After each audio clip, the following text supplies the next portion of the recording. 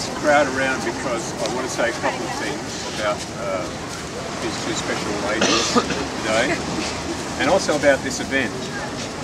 You know, great events are not great events because we make them great events. They just are great events. And this is a great event because it's a great event. And it's a great event because of the who and the what. The what is that we're going to put you under some water and you're going to come up, and that's the what is telling everyone that you want a journey with God. And the who is the more important thing. The who has to do with who you are, who we all are, and who somebody else is. And I want to just spend a couple of minutes talking about that because that's the significant thing that makes this a great event. These people here are the who's.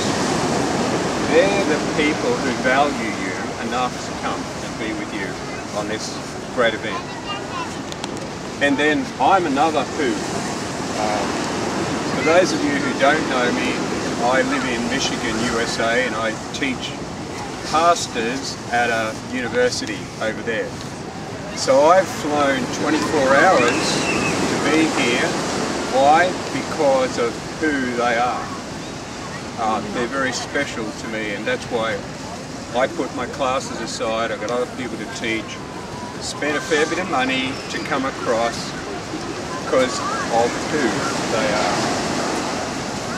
But I want to share something, and I know it might be hard for you to hear, but I want to say something to you and to them about the other who that's involved in this huge event, this special event.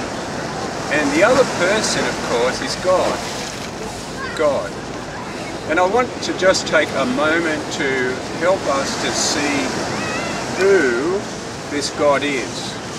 And I want to do something that a colleague of mine, Louis Gigliolo, does. And I want you to see this here. It's one of Wayne's, my son-in-law's favourite objects. And by the way, I'm Shana's uncle and adopted uncle. My son-in-law loves golf, and some of you guys like golf. This is a golf ball. I want you to think for a minute about this God who is here, present with Shana, Sammy, all of us here, that we often don't think about. Let me tell you about this God. See this golf ball? I want you to imagine that the earth is this golf ball. Imagine if that's the size of the earth. I want to tell you, out there is a whirlpool, we call a whirlpool galaxy. Anyone heard of that? Yeah. The whirlpool galaxy? It's trillions of years, light years away from us. Huge thing. And when I talk normally to students about it, I talk about the size of the sun, the size of Betelgeuse, which is another huge star. But I want to go straight over to this Majora star, because it is humongous, this star. Well, let's step back one to Betelgeuse, the star Betelgeuse, to give you a perspective of how big this is and who made this. If Earth was a golf ball, and we're talking about the star Betelgeuse, if Earth was a golf ball, that star is the size, is so big, it's so big that golf balls, if the golf ball, the size of our Earth, was placed inside this star, there would be enough golf balls to fill up that star, to fill the, what's it called, Wayne? Telstra Stadium. You guys will know where it is. In America, we talk about the Super Bowl, but there would be enough golf balls to fill the Telstra Stadium. Listen to this. To the top. Now imagine you're on this golf ball. Have you found yourself, Dave? That's the Earth, and somewhere you're on it. See, somewhere you're on it. That's the Earth, and somewhere you're on it. This star is so big that if we filled that star with these Earths of ours, it would fill that stadium 3,000 times. 3,000 times. That's how big that star is. And the one last star that I told you about. If we took our Earth, and Sammy, you're somewhere on this Earth, on the beach, you see the little beach there you are. If we took this Earth and we filled this other star with our Earth, let me give you this one. There would be enough golf balls that would fill that star to cover the entire state of Queensland. So you've got to run around Queensland, you've got to find the golf ball, it's your Earth, and you've got to find yourself on it. Oh, and I forgot to tell you, the state of Queensland, 1 metre deep. Listen, that's the God who is here with you today.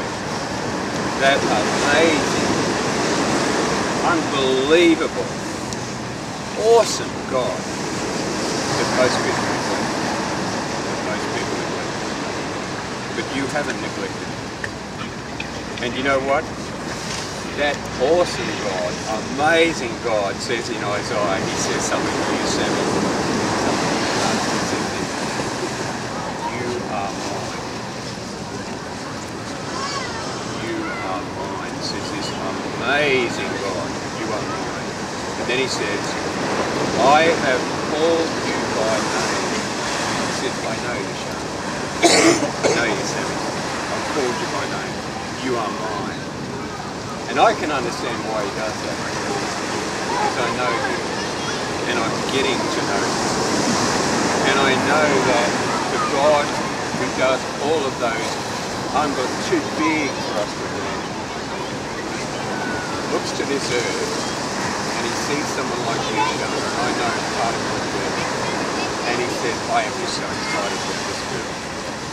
I love this girl, because she is so excited about it.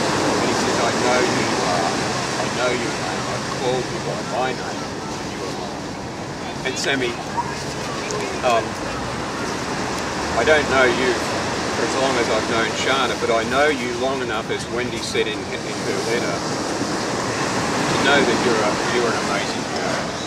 You have there's a gentleness about you, there's a sensitivity about you, that even after Wendy and I had just met you for about a week, we said, what a special person. What an impact you made on our lives. And the reason that these people are here today is because you've made an impact on their lives. And Shana, the reason these people are here, for ours, I'm going to keep my eyes open right now, is that you are just the person you are. There's a tenderness about you, there's a sweetness about you, but lately there's been this God thing about you. It's changed you, it's softened you, it's made you a different person. And I'm so proud now to take you into the water, both of you. And I think John, where are you? I think he's going to sing. Christy. Oh. Christy. Oh, Christy! He already got his turn. So Christy's going to sing. We're going to walk into the water, and I think I'll baptise you first, right? Yeah. Then I'm going to baptise Sammy, and then Dave. Where's Dave? I think you read. Let me just get it right. Yeah, I'm going to read something after the song. Doesn't really matter. Okay. So, are we going to walk